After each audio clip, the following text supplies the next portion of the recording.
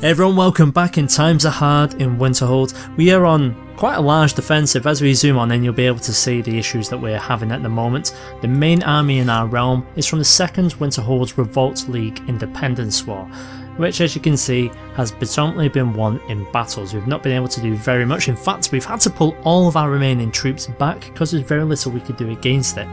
We've also got the war against the tyranny of myself, King Tiber the Lionheart, which is this man here, and he's down here in Farragut. He's decided to raise some troops and he has a large army taking our lands in the south.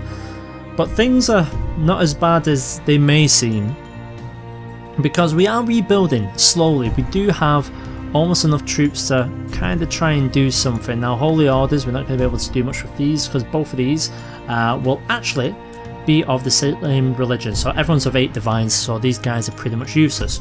We don't have enough money to go ahead and hire any mercenaries as well, but what we can do is form an alliance.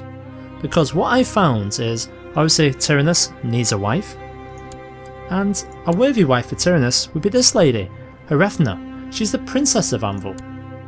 Now the funny thing is, she's actually been sent to a priory. She's been sent down here, so this is where she is here, the Priory of Aethrius. Now that's a funny place for her to be sent, considering she is the eldest daughter of the current king. Yeah, a little bit odd, but let's go ahead and let's try and arrange the marriage. Now, let me just double check. She does have a silver weapon. Colovian, okay. And we're going to try and join our great lands together, because Anvil could be the answer we need to deal with the issue of the Colovian estates. Now these guys are becoming a pain in my rear end, so the sooner we deal with them the better. Now we are actually slightly over our demand size, which normally wouldn't bother me, but the fact that we do have a couple of factions going on right now. One of them, not going to worry about. The second one, elective succession, you know that's going to cause quite a bit of trouble if that does come to fruition. So I don't believe there's anything we can do in regards to this, but what we are going to do before we start off this episode is have a quick look at our plots and see if any of these people who are backing the elective succession are actually involved in the plot itself. So let's have a look. Lucian, Wolfgar the Lecher,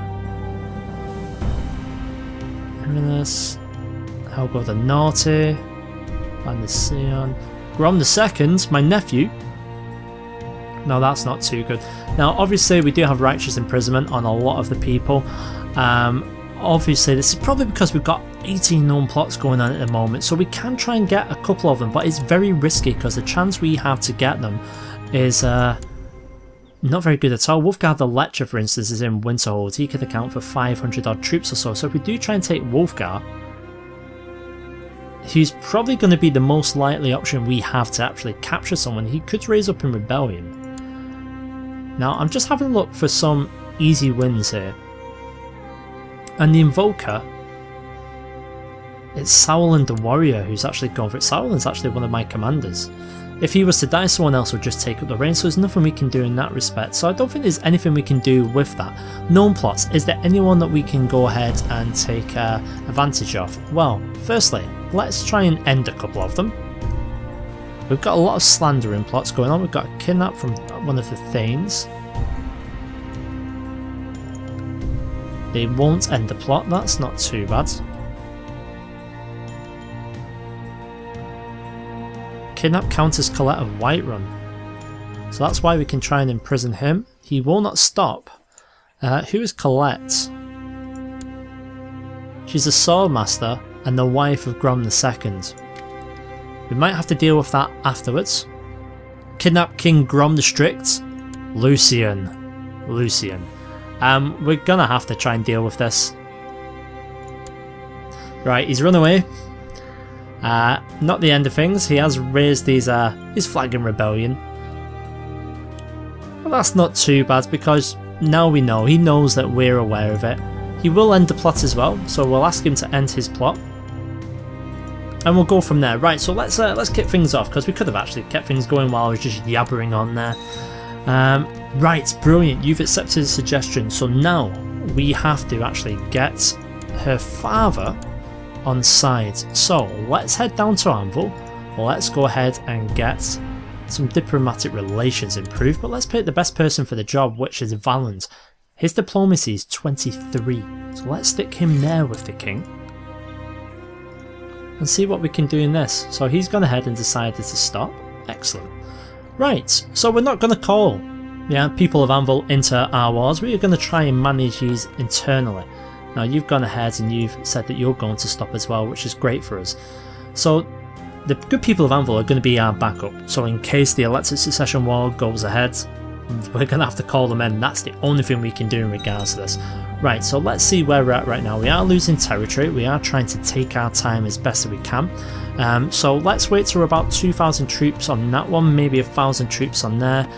We don't have enough money to go ahead and get any form of retinue with the exception of some light infantry. 330 for 32 gold. Not too sure about that. Monthly cost is negligible. Maybe we should start having a look at these sort of things. I mean, battle mages would be nice. A large number of adventurers undertaking quests and doing deeds for local populace in Riften have resulted in the removal of certain negative elements within the province. That is great, we get 5 prestige for doing nothing.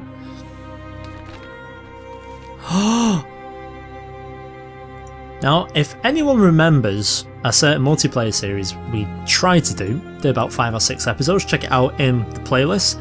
I actually started playing as Ognum the Divine. Now, Ognum Divine was actually all the way down here. He's meant to be one of the first people who helped form things.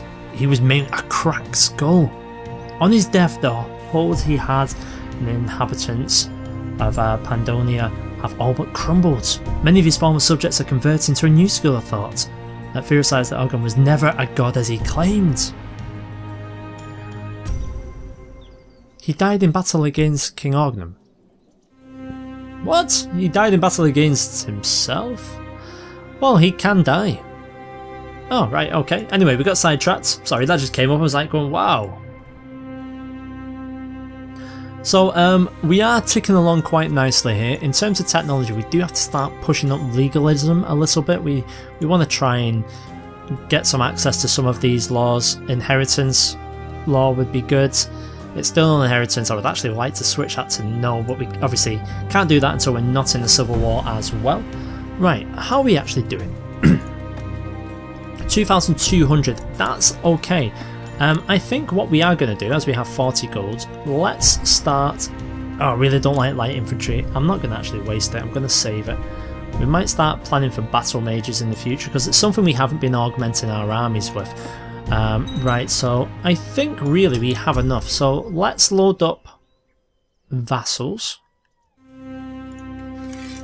And now we have to get them all to the same place. So we do have some over here, so what we're going to do is take these ships first, and we're going to send them over to pick up these guys.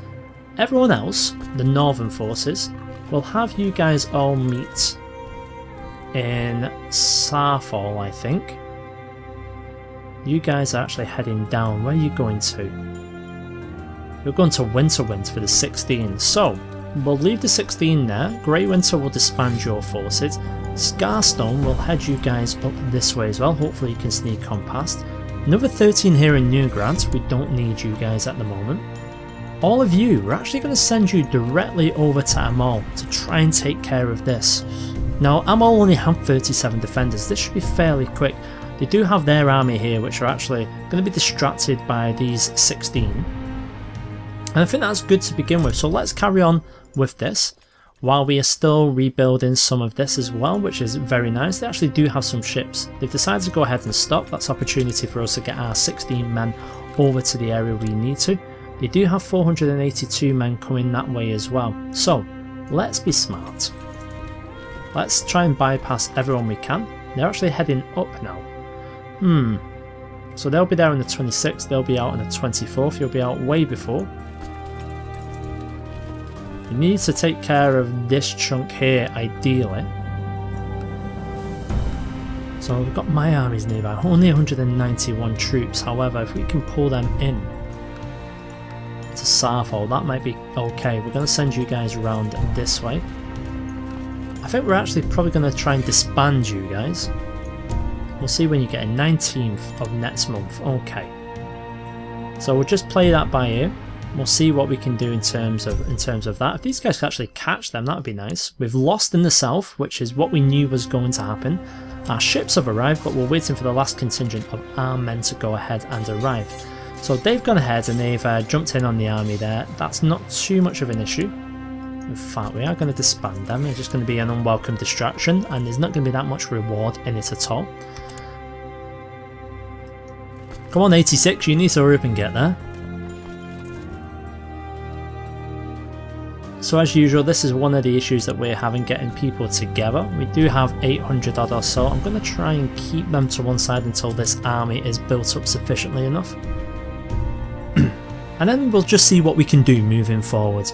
Like we say, we are quite limited, so we're trying to be as smart as we can be. Luckily, we've managed to inadvertently lead our two enemies into open conflict with each other. So they're in the middle of fighting each other, which is great. Their reinforcements are coming down as well. So it looks like this army of the Rift is actually going to take out of the majority of this revolt. While individuals who produce illicit goods are always present, smuggling has become a particular problem in Eastmarch. We're not going to pay. We're going to say damn. We spend too much money trying to maintain the realm instead of focusing on peace. And by peace, I just mean that we need to solidify a few things. We need to get people we trust in the positions that we're in. Elective is going to be a continual pain in our rear end. But fortunately enough for us, we do have enough men here now so we can start moving forward. So everyone there, please. Unsurprisingly, they've decided to stop. So what can we actually do besides this? Well, the answer to that is not a lot. We've got 18 troops there, which we are going to disband. Looks like our troops have arrived in time, so we're actually going to push on in on the rebels. One child, that's a guardian. It is my son. Okay, so who is actually going to be looking after my son? So ideally, I would like someone with decent martial, and learning is also going to be important at all. Valent is actually looking quite good. Martial's not great, but we could switch it. With diplomacy and learning, I think that might be good. He's humble as well. Let's have a quick look at his traits. Brave is on the 8, Defiance. His being, that's an issue. Okay, we'll try Valent. Vanek might become a Nord. That's not a problem. We are a Nord kingdom. I know we've gone down the way of the Heartlanders, but for now it's appreciated. In the future, it might sort of help us out a little bit if my child is a Nord. So I don't actually see any downside to that at the moment. So let's take care of this revolt first. Bear in mind we still have another 1,000 men who we've decided not to call up as of yet. We will call them up in a moment though. And this is going to be our personal forces. So let's get them all in here. We'll disband you guys down there, we don't really need you. A couple of victories. And we also don't need the boats up anymore, so let's disband these. Brilliant, so we've gone ahead and we've won that battle. We did lose quite a few men, so we are going to head directly into their territory. And I think I'm going to actually lead this one, and I'm going to have Daenalus on my flank. We're losing more and more men. Oh, supply limit's 100. What is happening? Crimson Plague is hit. This is not good. We're going to have to stop our men walking into the Crimson Plague.